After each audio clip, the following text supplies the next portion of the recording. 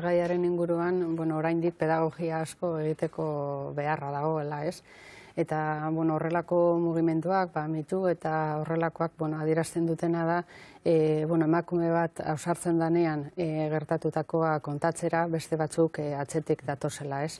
Ezin dugu ahaztu emakumeen kontrako indarkeriaren inguruan sortutako arazo guztiak, duela gutxira arte arlo pribatukoak zirela, eta hor kudeatzen zirela, ez?